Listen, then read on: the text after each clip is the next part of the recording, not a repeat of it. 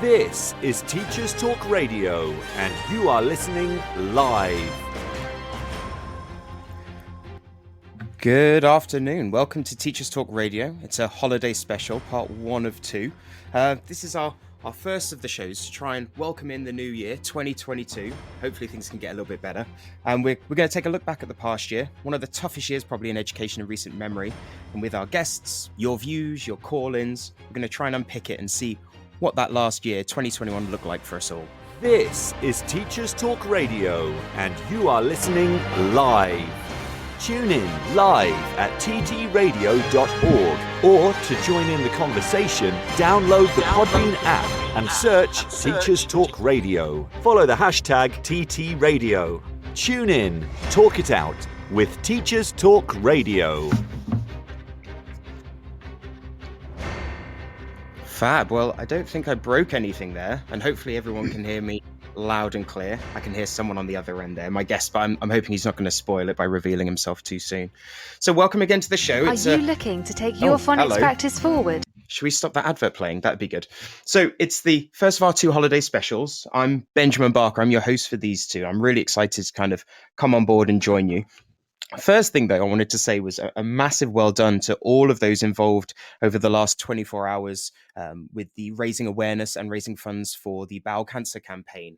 I dropped in and out throughout the day yesterday. I was pretending I didn't have 2 sons, a wife, and a family that I was visiting.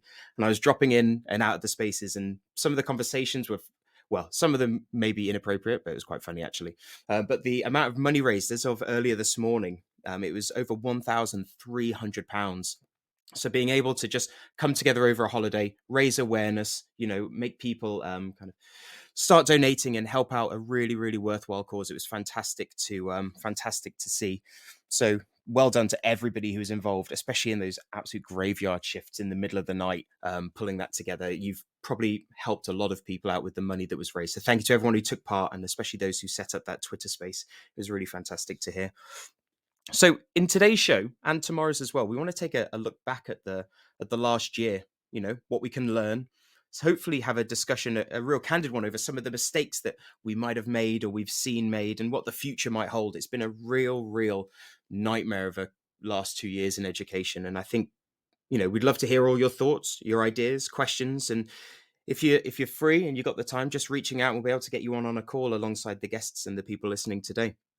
So if you did want to reach out, there's a few ways you can do it. As you can imagine, we're pretty future-proof here at Teacher Talk Radio. So you can tweet with the hashtag TTRadio. I've got my little screen to the side here, so I'll try and pick up as many of those as I can. If you're on the Podbean app, on your phones or on your tablets or devices, you can call in, you can type in the discussion. And again, the guest and myself will try and pick up as many of those as we can as well. And I think the biggest thing, even if you've never done anything like this before, there's no judgment. Okay. So if you're feeling a bit, you want to step out your comfort zone, do give us a call in, put the chocolates down, have a quick chat with us. And it'd be real fantastic to hear your thoughts and kind of what the last year's been like for you. So I mentioned a guest. I'm not going to introduce him just yet. I've got a little tease here for you, but it's the hero, the legend, Tom, who's also on the call. Tom's best friend. He was an old work colleague of mine. We had a bit of a break that I think was good for our relationship, and he's now kind of in a way a current work colleague, but we'll get a bit more from him later. So I reached out to Tom, and I really wanted to try and open a slightly different dialogue to what I'm used to anyway. I know I use Twitter, Instagram a little bit, and you can see there's this. It doesn't matter what industry it's in, whether it's education or property or fitness or anything, there's this trend on social media. And you always see posts of people doing really well, which is fantastic for them, or a school mentioning glowing Ofsted reports, or potentially outcomes or work they do in the community, or donations they give to charity. And it's all really, really good stuff. And they're helping pupils, staff well-being, the local community. But I think sometimes you could fall into a trap of being a victim of this survivorship bias. Okay, so some of you may have heard that before, but it's this is what I want us to kind of explore a little bit today. Is there a bit of a fallacy? Are we falling into a trap when all we see is the best of people, or companies or corporations? Are we missing something really good, a real interesting thread that if we kind of teased it out a bit more might help us a little bit more there? So Adam Boxer, I'm going to just plug people who I follow and I think are amazing. So Adam Boxer tweeted a picture that I'm going to kind of briefly elaborate on. And if you've seen the picture, it's a plan view of a World War II bomber, and it's covered in loads of red dots. So the idea being, and it's probably one of the most famous examples of survivorship bias. It goes back to World War II. So at the time, and bear with me here, my guest is going to love this bit of a history lesson, but bear with me, it's really interesting. At the time, the American military asked this mathematician to study the airplanes and how they came back, to the air bases. And they tasked this mathematician with finding out how could they protect the airplanes better, because obviously you can't just cover the whole airplane in extra armor because it will not be able to fly or not be able to handle as well. So what's the best parts of the plane that we need to protect? So initially their plan had been, well, what we'll do is we'll look at the planes that come back and we'll see where they're shot, and wherever they're worst hit, that's where we'll put extra armor on those planes, which kind of makes sense. So if the planes are getting shot most in the wings or in the tail, let's put more armor on the wings and tail. And then they're obviously going to be safer when they come back from their bombing runs, from their missions. But this mathematician, his name was Abraham Wald, he realized that they'd fallen victim to this same idea of survivorship bias, because the only thing that they were analyzing was part of the picture. It was only the planes that had been shot and had made it back. Okay, so by looking at just those planes that had been shot and made it back, the military were actually planning to armor the parts of the plane that didn't need armoring. If the plane got shot at the tip of the wing and made it back home, it probably doesn't need any armor in the tip of the wing. So it's, what's that bit of information they were missing? And in this story, the bit was the planes that got shot and crashed. That would be the really useful discussion and analysis to do. Where do you shoot a plane where it cannot make it back home? And it's a bit tenuous, but I think that's the same with this idea of, whenever we see these fantastic stories or people on social media or these fitness gurus sharing everything that works for them, I think I'd argue that they're probably not the best examples to follow. You feel like you're chasing that silver bullet a little bit of, that thing works really well at that school, or that thing works for that PT in a gym. But what about all the times it failed, or all the mistakes that got made in other companies? Can we learn more from that potentially? So that's it. We're not here to parade all the failings we've ever done. I'm not going to just kind of embarrass someone for a whole hour. It's definitely not the case, but it's more, let's look back at this year that's gone by and what are some of the mistakes that we've seen happen maybe nationally or in our own settings, or things that we've noticed when we've been speaking with other professionals and colleagues. Yeah. What is it we've struggled with in the past year, so that we might be able to see what is it we need to do to be right moving forwards. So what I'm going to put as a question for anyone who's listening, and like I said, through that hashtag TT Radio or on this Podbean app, is, upon reflection, what mistakes have you learned from the most in 2021? So I've just put that in the Podbean app there. Okay, that's what I'd really like to hear your thoughts on and what you're thinking. So enough with me. I'm timed this quite well. I was messaging Kyle before going, Kyle, get on early because I'm going to ramble and get through this too quick. So I spoilt it. Our guest today was an ex and now a current work colleague to a degree. We previously worked in Warrington at King's Leadership Academy, and we both started when that school was in year 2. So it was the beginning of his career, and I was a few years into mine. And like I say, after that really healthy short break, we now both work at the Co-op Academy's Trust. So we're joined today by Kyle Graham, aka Instagram, aka at KTG_1990, aka his grandmother's favorite grandson. Kyle, can you hear me, sir? I can indeed. Hi Ben, how you doing? I'm not too bad. If you could see the room I'm in the back of my mum's house, trying to isolate from, like I say, my 2 boys, because they know I'm on this and they just want to play with this computer console that's behind me. But other than that, it's a first world problem. I'm doing really well. Do you want to just briefly, I know people probably know who you are, but just kind of briefly introduce yourself to listeners, who you are, where you're based, what you're about, the last 3 numbers on the back of your card, the essentials? That wouldn't be much use to anyone, that. Yeah. So I'm Kyle. I'm the Director of History across the Co-op Academy's Trust. As Benjamin said earlier, He had a 7-month break from me, and then I rejoined him immediately. So I'm just following him around for the rest of his career, sadly for you. But yeah. So head of humanities, head of history there at King's Leadership Academy in Warrington as well. And yeah, the Instagram thing, by the way, I'm really, really still to this day devastated that when I set up an Instagram account, I didn't think of that, and it's only been a retrospective thing. So it makes me really, really sad that Instagram is not the handle of my Instagram account where I just post pictures of food. But yeah, no, it's really exciting to be the guest on a Teachers Talk radio show. It's a bit of a role reversal. This. I know, yeah, you're the one who kind of started it for me earlier on. I don't know how long ago that was, but yeah, the roles are reversed, like you said. So what did your Christmas look like? I mean, my Twitter stream was, if I just went down, it was loaded with pictures of lateral flows, positive and people's Christmases were ruined, negatives and people's final chance of escape. What was it like for you? How's your Christmas been?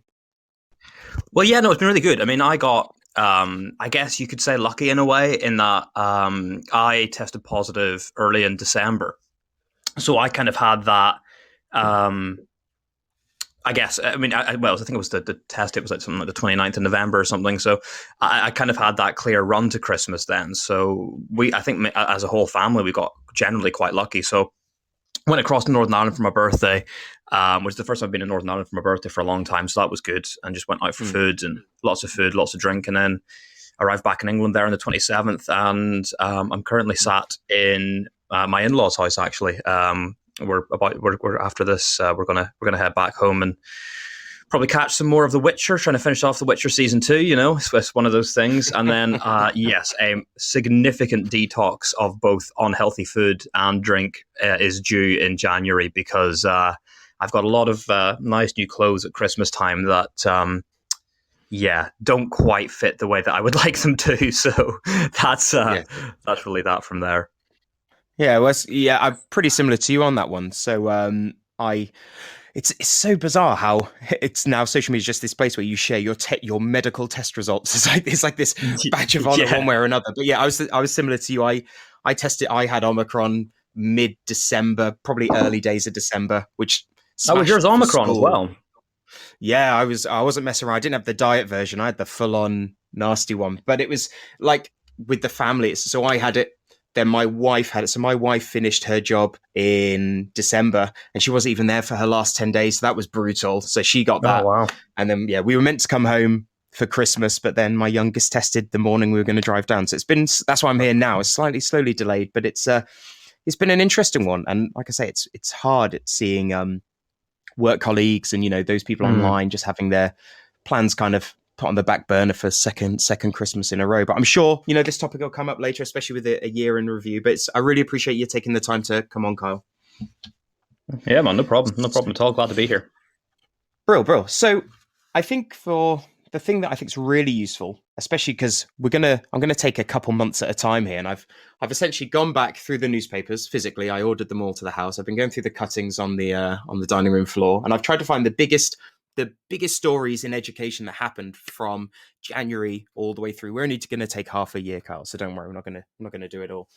But obviously for yourself, your insight's quite useful because at the beginning of the year you were, head of department, secondary school, and then from September, not only moving trusts but also moving that role that kind of, took that a slightly wider circle of influence, right, where you're working between different schools within a slightly bigger trust. It'd be really interesting to hear your viewpoint on some of these. So we'll just jump in with the first one, if that's all right. So I'm looking for, my first story was from January and February, and it was obviously the U-turn that was school closures in the beginning of the school year. Now, I think it was the case for primaries, and I'm embarrassed that I don't know this, but not being in a secondary school.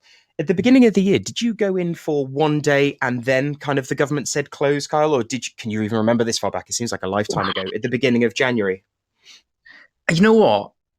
I read somebody saying about this the other day and about schools going in for 2 days. And I was like, I think it was primaries. I don't think it was secondaries, I don't think we were in.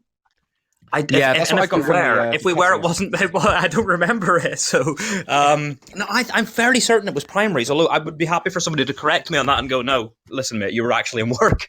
So, I'll wait. We'll wait for Shane to be like, "Yeah, you took 2 days off. Where were you?"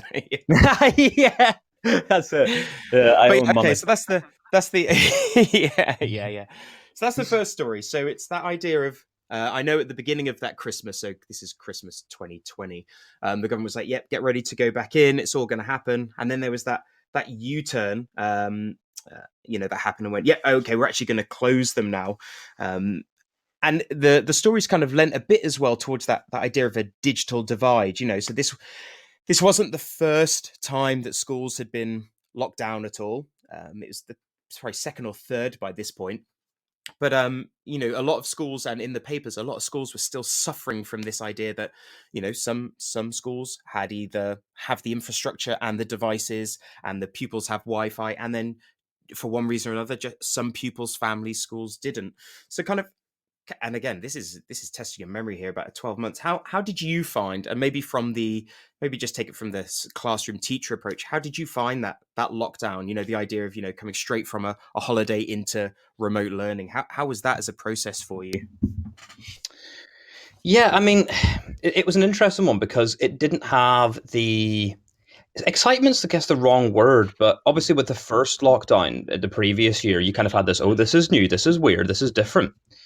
Plus, I think we got quite good weather, whereas doing it in January was very, very different. And I mean, so I was. I mean, my big thing was I think I got to the heaviest weight I ever was in the first lockdown. I was kind of determined to make sure that didn't happen again, just from a personal perspective. But from an educational one, like obviously, as you're aware, like Kings and Warrington had like Shane Ireton, who was the principal at the time there. It's not a CEO, was very, very ahead of the game, and so were you, in fact, because you led a lot of the stuff in terms of bringing us in up to that point of being capable to do the remote learning. That's right, just bigging you up there live. Don't worry. I haven't messaged him to say that. Yeah, keep going. Yeah, yeah. So by the time we got to January, although it wasn't kind of the new, oh, this is an interesting thing to do. There was certainly a confidence in the ability to do it. And if I remember, we moved in January. Instead of doing in the first lockdown, we did 40-minute lessons online, whereas we moved to doing 50-minute lessons online. And obviously that did make the day more intense, which one way or another, because but you also got more done. And I actually had saved some of the workbooks from that, and just to kind of look back over as kind of examples, and they were absolutely excellent. Some of the work that the students did was just remarkable in that, and the resilience that I think the students showed was phenomenal. Because I think the obviously the like attendance figures were in the 90%, which you won't see anywhere else in the country, really. I don't think. But I do remember it has to be said, I do remember it being much more difficult in the first one, just in terms of there was nothing shiny and new happening. It was many of the same things. It was just kind of a case of, right, well, let's do this and kind of knuckle down and get through it again this time, because surprise, surprise, we've had no time to prep for it. Yeah. I'd be interested to hear from anyone who's. So I've just got a tweet there. So from Coach Wise. So I know Coach Wise. We used to play American football together. He was saying it was primary schools that went back in for the one day. Thanks for that, John, for clearing that point up there. So yeah, Kyle, you don't owe any money to anyone. But yeah, I'd be really interested to see how schools dealt with. And again, not being part of that at all, how schools dealt with that fatigue. Because you're right, at the first instance, and it's the same with like isolation. We got isolated in the summer, and the weather was fine, and we could get out, and it had that novelty. And it's the same with everything you do, right? It's human nature. But I'd be really interested to know how schools how they dealt with that. Or again, the theme of the show is what mistakes have we learned from? Is there anything that schools or leaders or people listening would do differently now if we had to go straight into a lockdown after Christmas? That idea, it's the fourth time, to avoid that fatigue, that idea of kids just going, oh, I'm not going to do this again, or how we can get staff buy-in. But yeah, it's interesting. And again, just to clarify, so in January when I moved to my new role, my job was solely getting ready to open up a new school in September. So all the way from that lockdown in January, up until September, I wasn't involved with a secondary school and the live teaching. That would be definitely one of my things I'd reflect on and go, I would like, if I could do my time again, I think I'd try and get out into schools, even if it was just within the trust, because it was very much removed, I think, from the, stuff that I need to use now. So my school in Manchester, we went remote learning for the last few days just because of staff absence. And I think I definitely could have learned a bit from the other schools and what they'd been doing in that January window. But again, it's that 2020 hindsight, isn't it? But that would be one thing for me there, I think. Yeah, and I think also in the news, I don't know what your thought is on this, Carl. There was a news report, and it's been argued. Well, yeah, it's been argued to be quite divisive. This idea of, I think the headline was, schools choose holidays over lessons, or something along those lines. That the idea of remote learning is some easy transition for staff, and it's easier to teach remote. I don't know what your thoughts are. I mean, I'd 100% rather be in school teaching than in a makeshift office I've got in my house. I don't know what your thoughts are in terms of that, teachers just kind of taking some time off and would prefer remote. Well, as everyone knows, we're only in the job for the holidays anyway. Do you know what I mean? So it's no. I think you'd struggle to find a single person who would rather do the online version than the face-to-face version, right? So, I mean, I'm not. It's one of those. I mean, I struggle with the online thing because it's. I enjoyed it for what it was, but you don't get the same level of interaction that you do in a classroom. But also, you don't get the same. I think as teachers, one of our kind of most kind of underplayed traits of a good teacher is our ability to read body language, and you can't really do that on camera to the same extent. So even if the cameras are on, I think it's much more difficult to kind of know and see, because you can't see everything. You sometimes just see a face, you just see the top of a head, or whatever the case may be. So I think that makes it much more difficult. So yeah, I'd far rather be in the classroom. Not to mention the fact that I'm not a big fan, as you'll know from being in my classroom multiple times, I don't like sitting down. So you can't really walk around whenever you're on a remote lesson. Otherwise, you just keep disappearing from the screen. I'm sure we could fashion you some like GoPro body harness that you could have walking around or something. We'll get that sorted. Yeah, just so, all the kids get motion sickness. Yeah, yeah, definitely. But and I think it's just reiterating that point of whenever a school goes remote, and it's not a school in lockdown or a school closed, everybody's still working. But it's always, as far as I can see anyway, it's always a last resort. So again, my where I'm currently at now, we've got 7 teaching members of staff and 3 non-teaching members of staff, and COVID turned that 7 went down to 3, and the 3 non-teachers went down to 1.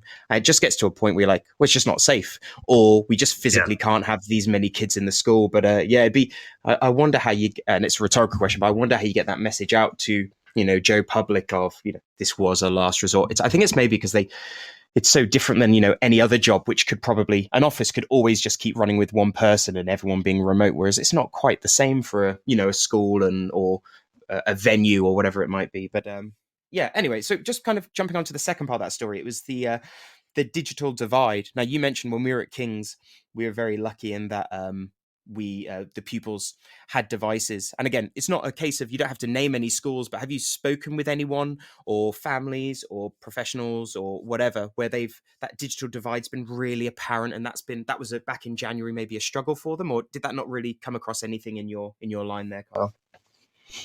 I mean, it wouldn't really have been not at King's, has to be said, because King's was very good at making sure everyone had, if there was no internet access, there was dongles provided. And I know there's been a lot of good work done with that across the Co-op Academies Trust as well. But whenever I made obviously a point of going into as many secondary schools as possibly could do in the trust whenever I first joined, the ones that would have me in anyway, Mr. Barker. You just that ban has now been extended a bit longer. Carry on. Yeah, that's another year added. It's okay. I love you, really. Yeah. So you could definitely tell that they'd struggled with certain places and others, because it was one of the things I wanted to ask, because I did a bit of work for the National College on the recovery curriculum document that Ofsted put out. So it was kind of at the forefront of my mind, and it was interesting to go and see. And yeah, I mean, it has to be said. I think even the ones who kind of were provided with stuff, I think it was obviously not the ideal environment, because like how many, even with like the technology element, how many kids actually have both the technology and a place to work is the key thing. Like how many of them have a desk to sit and do work?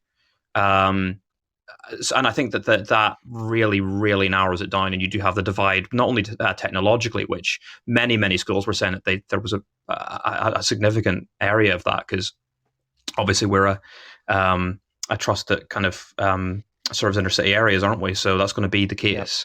Yep.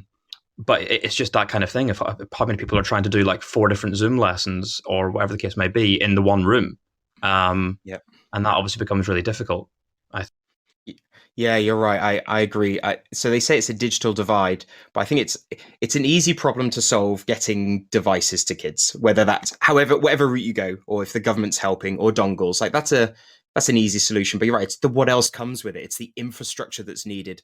The kids having the skills to be able to use the device, but also follow along a lesson. Like the idea of online lessons, at least when I was going through the education system, an online lesson didn't really come about until I was like in some kind of postgrad or something. You went physically to all your lessons and lectures and so on. So yeah, it's this digital divide, but it's also like how you use the machinery and the lessons and so on, and not even to mention the staff side. How do you teach a lesson online, and how do you teach a normal lesson, let alone, like you say, not being able to see the kids on the other side or know that they're all there? It is a really difficult one. All right, so that was January and February. That's a good start to the year. This is the year from hell, isn't it? So that was January and February. So let's moving on, March and April. And again, that for those who have just joined in, I'm with Kyle Graham now. And we're trying to tweeze apart the year just gone and more discuss about what lessons we've learned and mistakes maybe we've made or seen, as opposed to this is everything we've done fantastic, do this. Maybe just trying to pull apart the areas where, like, if we could have a mulligan, what would we do again in the early parts of 2021? Okay, so Carl, your next story, this is the kind of the halfway point. Story 2 was from March and April this year, and it was Gavin Williamson, the old Secretary of State for Education. He urged schools to crack down on discipline and mobile phone use, and the idea was he felt, and his team felt, that lockdown had inevitably affected pupils, but in particular had made their behaviour much worse. So, lack of discipline, and as a result of lockdown, the NEU, National Education Union, which represents teachers, schools, they disagreed with the comments. So they reported, they said they do understand the importance of reminding children about good behavior, but they felt there was probably a stronger link between the mental health being jeopardized and the high pressure curriculum, and they felt they were maybe the biggest factors for behavior. So maybe just pulling back a little bit, Carl, in terms of that behavior, use of mobile phones, where do you stand? Do you agree with Gavin? Do you think, we need to crack down on this, or are you more on the side of the NEU going, no, there's probably a few more factors here that are negatively affecting behavior in schools when we came back from that lockdown? I'm going to plant myself firmly in the fence on that one. Well, with strong opinions as per. I think, on one hand, yes, I think mental health, there's no question that everyone's mental health was affected by the lockdowns. And obviously, it's not a healthy position, I think, for young people to be in at a time when socializing has probably got a heightened importance.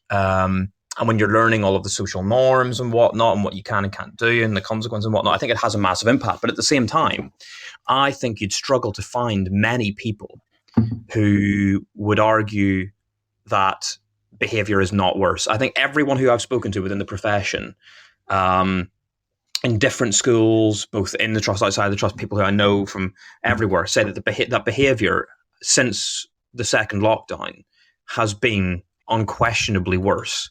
And there seems to be a real link. People seem to always say the same thing. They always seem to say it's much worse in the afternoon. So it seems like it's a concentration thing, right?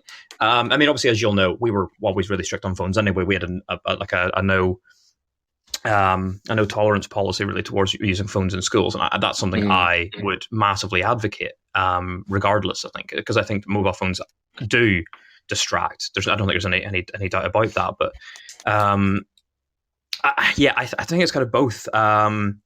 in the sense of, yes, there are other factors to take into account. But yes, I do think we need a national crackdown on, for want of a better word, behavior, because I think behavior has got worse, and I think expectations have got worse. And I think it kind of, if anything, emphasizes the importance that we play as schools. Because obviously I think whenever people were away from that environment for such a long time, like you look at the current year nines, right? So year nine is always said to be, you know, one of the most difficult years, just because of a culmination of different things, right? And the current year nines have never had a full year in school, in secondary school. Yep. The current year 11s have never done a full year at Key Stage 4. It's there's all of these things are going to actually play a role. People are going to be less confident in things. I'm noticing students are less confident in stuff just from like lack of being in.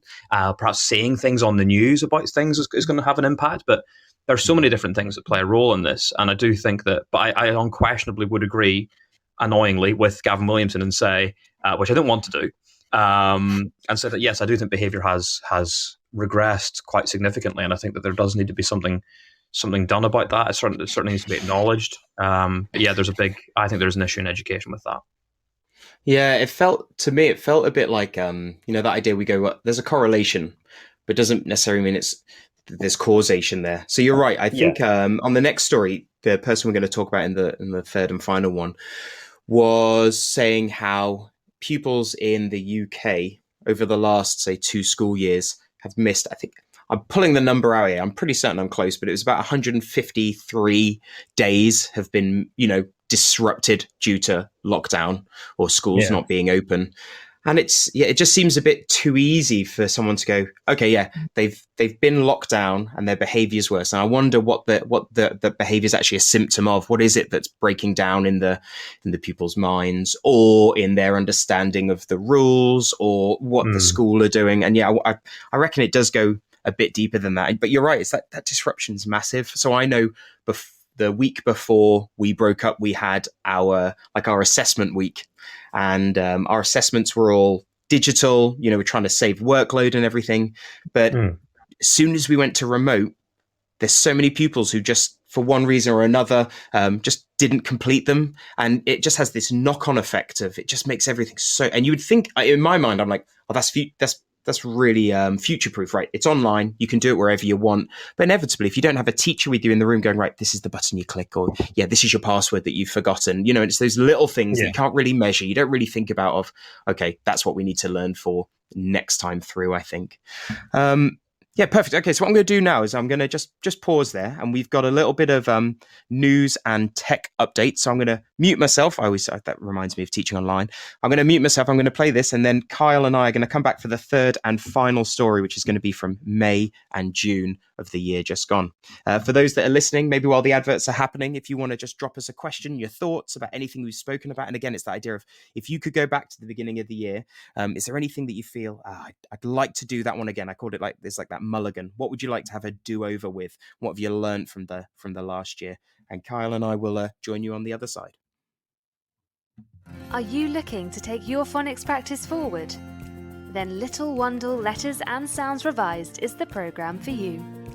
Created by 2 schools with an excellent track record in phonics, Little Wandle Letters and Sounds Revised will help all children become readers and ensure no child is left behind. The programme offers complete support for your phonics teaching, alongside classroom resources and fully decodable readers from Collins Big Cat. To find out more, follow @LettersSounds on Twitter, Facebook and Instagram, or join a free briefing by visiting littlewandlelettersandsounds.org.uk. Teachers Talk Radio is delighted to support Winston's Wish, the UK's childhood bereavement charity. Winston's Wish supports children and their families after the death of a parent or sibling. They provide emotional and practical bereavement support. Expert teams also provide online resources, specialist publications, and training for professionals. Find out more about Winston's Wish and pledge your support at www.winstonswish.org. This is Teachers Talk Radio, and this is Teachers Talk Radio News with Gail Glenn.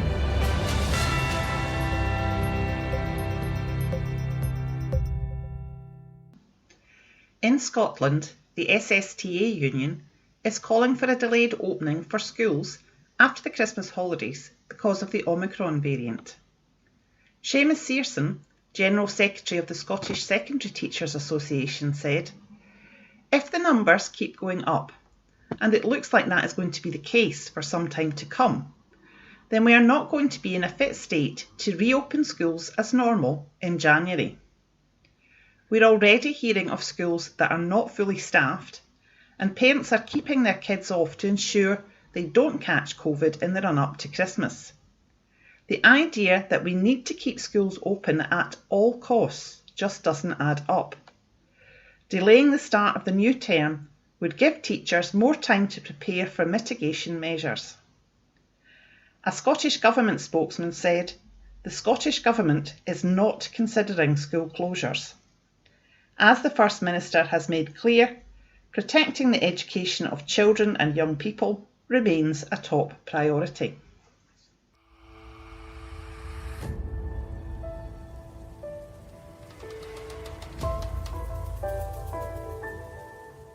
England, a teaching union has warned of a perfect storm of Omicron-related absences, following Nadeem Sahawi's letter to school leaders urging them to encourage ex-teachers back to the classroom.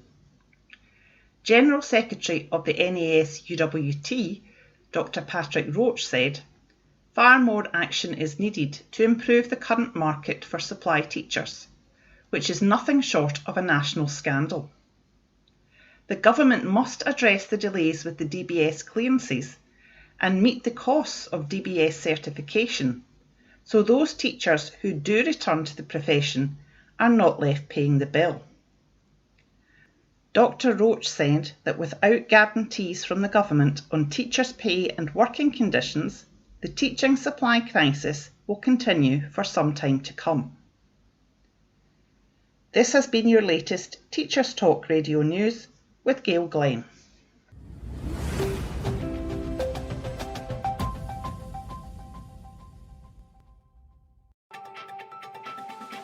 This is 2 Minute Tech with Steve Woods, your tech briefing on Teachers Talk Radio. This week we're going to look at one of the simplest, freely available yet least used browser technologies, the Reader View.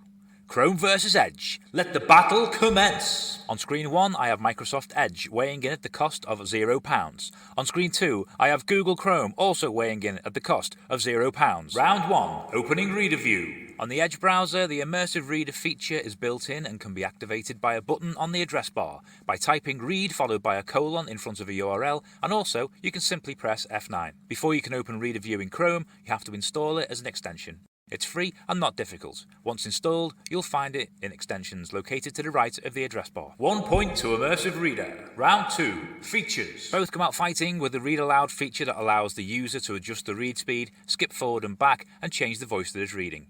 They both also highlight the word being read. Chrome Reader has a volume control, which is a nice touch if not using headphones. 1 point, Chrome Reader. Round 3, readability. A big feature for Reader Views is the ability to change the formatting to suit the user. Both allow easy changing of font size, font and text width on the screen, but they differ in background colour features. Here is where Immersive Reader offers quite a bit more. Chrome Reader offers 8 background/contrast colours, 4 light and 4 dark. Immersive Reader provides 23 background options, green, pink, yellow and blue included, allowing pupils with visual needs to find a comfortable colour. 1 point, Immersive Reader. Round 4, editing. Chrome Reader features a design mode. This allows you to highlight text and make changes, quite useful if wanting to pick out key points to return to. Immersive Reader does not have this feature. 1 point, Chrome Reader. Round 5, extra features. Immersive Reader has a grammar feature, allowing words to be split into syllables. You can highlight nouns, verbs, adjectives and adverbs by flicking switches. This feature is not offered on Chrome Reader. 1 point, Immersive Reader. Immersive Reader also offers reading preferences, featuring line focus of 5, 3 or 1 line, blocking out the rest of the page. There's a picture dictionary, allowing some words to change the pointer to a magic wand that reveals a picture depicting it. Also, there's a translation feature allowing partial or full translation of a page into 88 different languages at the click of a button. Chrome Reader does not offer these features, however, other free products such as Google Translate could be used. Immersive Reader takes the point because you don't need to leave the page. Final score! Winning with 4 points to 2 after a blistering final round is Microsoft Immersive Reader, but let's face it, most people don't know these things exist. If you were one of them, please do something about it. See if these features are installed in your school, and if not, request they are. For a visual version of this episode, check out the TT Radio 2021 Twitter feed. 2-Minute Tech with Steve Woods, your tech briefing on Teachers Talk Radio. Fab, perfect. So we're back now. We're in the home straight, as it were. And for those that have just kind of joined us, I'm joined by Kyle Graham, the man, the myth, the legend, and we're talking about the first half of 2021, a really, really difficult year for everything that's happened, but obviously particularly for us today, and we're talking about through an educational lens. So there's a couple points there that I picked up while I was listening to. I love the audio on that tech section, by the way. Kyle, you dropped a message in there, and you just mentioned, you've been sent a theory on behavior from the one and only James Robinson. Anything you could share with us on the call? Yeah. So he's a bit shy, bless him. So I couldn't get him to call in.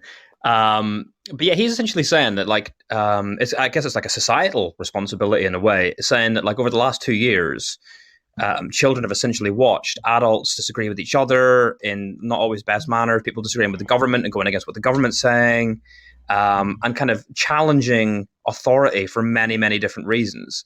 And essentially that has then transferred to when they go into school, the children who have seen this happen, they're copying the behavior and challenging the authority of teachers in a very similar way, which I think is quite an interesting way of looking at it. Kind of saying, well, it's a learned behavior from seeing parents and I guess other people on television quite, because I think politics has kind of got that little thing to it now, doesn't it? It's certainly not as, I guess, polite or well-mannered as it used to be. And I guess it's kind of maybe the thing that maybe is a learned behavior for children. So that's an interesting one, I think, from James there, actually. Yeah, thanks for that, James. Yeah, really appreciate that thought. And yeah, something I hadn't considered before as well. I got a tweet here again from Coach Wise. I keep saying Coach. I'm assuming you're still coaching. He might not be.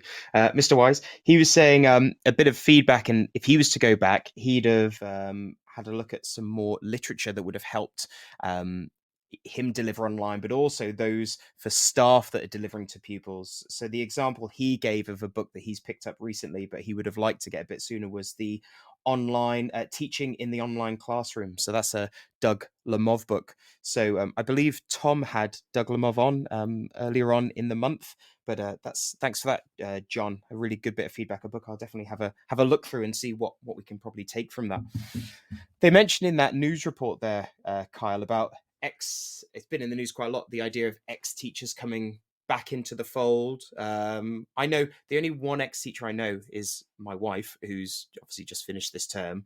And we were talking about it because it came on the news, and she was saying how it would be really unlikely she would, even if approached, she would go back into teaching for one reason or another. What are your thoughts on that, Carl? This idea of, obviously I know it's not last year, it's quite recent news, but trying to get more teachers to try and, plug the gaps from staff absence. It's one of those, I think, that it's like a good idea if you're making the kind of just a kind of a general statement. I can't see it happening. Obviously, we've seen Wilmslow come out and say, "Oh yeah, I'm going to go and I'm going to teach," because he just likes to be the center of attention. I don't know a single. Obviously, I'm probably a bit young to kind of know it, but I don't know a single former teacher who's keen on the idea at all. I can't see it running. I think it sounds like the kind of thing that's a bit of they want to kind of paper over a crack, but I can't imagine them finding much paper, to be honest. It's so hard I got a bit of feedback there. Sorry, Carl. With the cover situation, is such a tricky one. It's something I've seen in the first. So we've obviously only been open 13 weeks, and I remember when I first started cover. Whenever it was needed, you could get it as easy as you like. And, these companies had hundreds of people on their books, maybe a slight exaggeration, but they had enough people on their books where you could get 3 people from one agency coming into your school. And this is like when I first started teaching. So probably about 11 years ago. But now it got to a point where we were just looking for some cover again to help us because we were down bodies because of COVID. And you could ring around 5 agencies and there's just no one. And it was a mixture. It was, those people have already gone out to work in other schools and you've just kind of missed out on that one. Or, and this happened more than the others, it was actually those people on the books at the cover agency, they were actually had COVID, and they were self-isolating. And I can see what's happening in the news now, where they're trying to slowly bring the isolation time down. So it's gone from 10 days to 7 days. Then there was talk of potentially going down to 5, which I don't know if it would help. I don't know the science well enough, whether, if you have someone coming in 2 days earlier, do you run the risk of them transmitting it? I'm not too sure. But again, it's trying to solve that same problem of if you just run out of bodies to kind of put in front of pupils and help them along their way. Okay, so we're going to go into our last story card, if that's right with you. And this is kind of taking us up to the halfway point. So this is from May and June. And as with almost every single story, only centered in education around one common theme. So there was a school catch-up czar. His name is Sir Kevin Collins. And he resigned over the lack of funding. So he was kind of tasked with this idea of how do we mentioned that 150 days of school time missed by pupils. How do we get them to catch up? But he wasn't happy. He didn't think the amount of funding that was offered was appropriate to kind of get the British children out of this kind of crevice that they're in from all the time off. So I'll just read a little bit here. He says he took on the role as a catch-up czar in February to develop a long-term plan to help pupils make up for lost learning during the pandemic. And again, just to put some numbers into the listener's mind so you know where he was coming from and maybe why he felt there wasn't enough funding. In the UK, the amount of money that was put aside for this catch-up, COVID catch-up funding works out at about £300 per pupil. Okay, so £300 per pupil was given from the government and it would be allocated to schools to spend as part of their COVID catch-up. So £300. In the US, I believe it would have been Biden at the time, he put down for each pupil in the US, 1,600. So we've got 300 in the UK, the Americans 1,600. And again, another figure, obviously from the news article, the Netherlands were putting for each of their pupils 2,500. Okay, so 300 in the UK, 1,600 in the US, and 2,500 in the Netherlands. But the big news was him stepping out. Didn't feel that was enough to get the job done, and he felt he couldn't deliver on that one there. So I guess my question isn't necessarily on this one, Carl, but again, this idea of catch up, you hear the term so much. What are your thoughts? And again, the theme of the show is that kind of what would you do if you could kind of go back and do it all again? And I don't know which angle you're going to take, whether it's like your new role and working across multiple schools, or at the classroom teacher level or head of department a bit earlier in the year. Is there anything you'd do again, or knowing everything you know now and what's kind of on the horizon as we head into the new year? This idea of getting pupils caught up. Is there anything you'd want to do again, or want to at least look into and read up on? Yeah, I think it's a really difficult one there, because I think if you have a solution for that, then schools are going to pay you big money for it, right? So there's no kind of, I guess, magic bullet for that one. But I think there's some things we can do really well, and I think that if I could get everyone to do one thing, it would be like, I think retrieval practice is really important to this. I think it's one of the kind of key things. Because we need to go back over the things that we taught kind of in these lockdowns as much as we possibly can, because let's face it, it wasn't the ideal scenario for learning. It wasn't the ideal learning environment, as we covered previously. So I think that's kind of one of those things for that. The thing is obviously you get loads of people doing different things. So you've got some people doing, I guess, extra time after school and whatnot. Like you can look at that one way or another. Like I know places wouldn't want to do that because you want to put extra pressure on staff and things. And I get that as well. So it's really difficult, I think, to find the balance. I just think kind of being aware of, which, all the schools in the trust are, being aware of the things that were taught during lockdown and being aware that you can almost consider that as being the key thing. Because within history, everyone kind of has the capacity, because we're 25% of the content is cut down in history. Everyone in every exam board loses one module, right? So everyone should finish a bit earlier. And it's just being aware that whatever content was taught during lockdowns should be recovered again there, I think, at that point. And that's maybe the one to spend the most time on. Go back over all the other stuff and whatnot as well, yes. But to go back over that is kind of the key message from that. And I think it's just, that's kind of the one to kind of look at from there. And yeah, I guess that's kind of that. In terms of mistakes and things, I guess we're still in the process of finding out as many of them as we possibly can, aren't we? But I think exam technique as well. Like, I wish I'd made as much time as possible for that at the beginning of September, because that where the knowledge is okay, the exam technique isn't, because people were typing stuff up, nobody was writing it out physically, and I think that's a bit of a gap at the minute as well.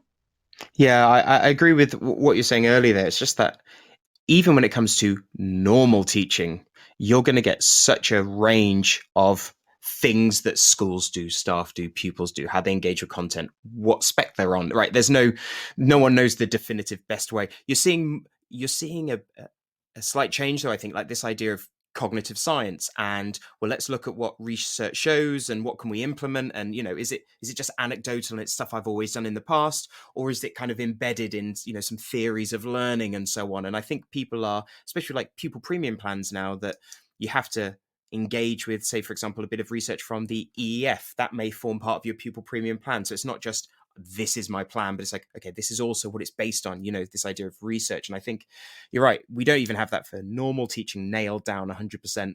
It's so hard to go, right, now there are these kids that have missed 150 days, how do you get them caught up? I can see why it might be frustrating as well, in some people's eyes, because the government they're saying, right, well, we'll give you funding and you can have more, say, like private tutors. And I've heard some teachers go, well, they don't just need more teaching. There's something fundamental that they've missed, whether it's like you mentioned before, like those kind of soft skills, or how to develop relationships, or how to kind of, how to monitor their internal compass in terms of behavior and attitude to learning. It's not just they need to sit in a classroom for longer potentially. But I was really, really amazed with how much difference there was in the amount per pupil. Now, I obviously don't know how many pupils are in each country and whether it's the same amount of money just divided more ways, but I can see why Sir Collins would probably go, yeah, we could do more for our pupils there. I really appreciate your thoughts on that one. I think it was a really hard, just reading through those first 3 stories that take us up to June. It was a really, really tough year. Hopefully, moving forwards, we're in a slightly better position, but hopefully we can learn from some of those things again. Kyle, I'd really, really like to thank you for taking the time out. I know 30th of December, it's not at the top of your calendar, but I know we all have family and things to do. So I really do appreciate the time you've given us. If people wanted to contact you, you don't have to share your social media handle, but I'll give you the opportunity if you do, Kyle. Yeah, no, appreciate that. Yeah, it's just at KTG_1990.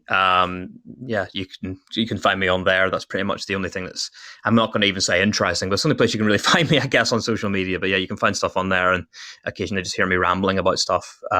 So yeah, that's. But no, thank you very much for having me on, and look forward to listening and hearing the show tomorrow as well. Yeah, fab. No worries. Yeah, appreciate that, Carl. Thanks, and I'm sure we'll reach out. I'm still banning you from site for a year, but I'll speak to you soon, I'm sure. See you in a bit. So see you later. So that's bringing our show to an end a little bit there. I think it was really interesting to hear some of Kyle's thoughts, and I really appreciate those of you as well who've sent in a few messages and some kind of bits of information on what you wish you would have done maybe a bit differently or got your hands on a little bit sooner. We're going to carry on tomorrow's show in a similar vein, but our guest, so Kyle's role has gone from head of department, and now he's working across a trust as a lead in history. Tomorrow's guests are slightly different to that. It's we've got Michael Childs, who, if you're online in any capacity, I'm sure you would have either come across some of the training he's been doing, or some of the he's an author as well, some of the books he's put out. So it'd be really interesting to hear his side of things, the experience he has and where he's coming from. And we're also speaking with Kat Kafke, and she is similar to myself in regards to role. She's just opened a new school in September. So I thought it'd be really, really interesting to get someone with the experience that she has coming onto the show and speaking to us as well, and having a look at the back end of 2021, and also kind of her take of what difficulties she's found and what she'd like to do again if she got the chance. And again, just trying to pull it all around. It's this idea of, instead of sharing all the really fantastic things that we're doing, which is important, you want to get it out there and show everything that works for you and your pupils and your parents and staff and so on. But I think really trying to learn from some of those mistakes or times you wish you could just go back and give it another try, or had you had this piece of information back in February, wow, that would have changed how you delivered this or created a staff CPD curriculum or whatever it might be. So what I'm going to do is I'm going to kind of just leave you with a final thought there. I appreciate anyone who's kind of shared anything with us, jumped into the room, is listening now. It really is appreciated. I know you could have been anywhere else you wanted, but you're here with us from 12 till 1. It'll be the same time tomorrow. If you have any questions you want me to pick up tomorrow, or anything that's kind of just come to your mind now and we don't have time to go through it, there's a few ways you can get it to us. So it's either reaching out through the Twitter hashtag, so hashtag TT Radio. If you're listening on the Podbean app live, you can obviously just type into the chat function and we'll try and pick it up there. Or you can call in if you're really desperate and you don't want to spend 10 minutes typing a question. Call in and we'll try and get you on the line as well. Again, what I mentioned at the top of the show, massive well done to all those colleagues who are part of the 24-hour Twitter space. So for those that don't know, it's raising money for bowel cancer awareness and a charity.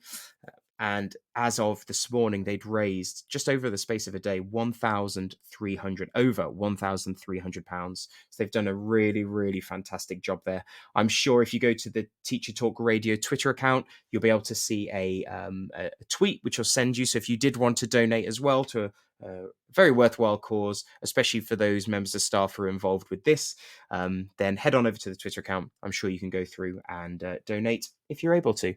So thanks again. I'm going to kind of get our outro ready to go. Really appreciate you taking the time to sit, drive, or lay down with us, maybe in a bit of a chocolate coma.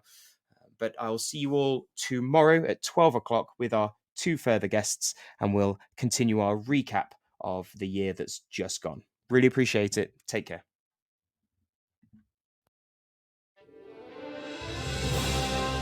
You've been listening to Teachers Talk Radio. Tune in live and listen back at ttradio.org. We look forward to hearing from you next time on Teachers Talk Radio.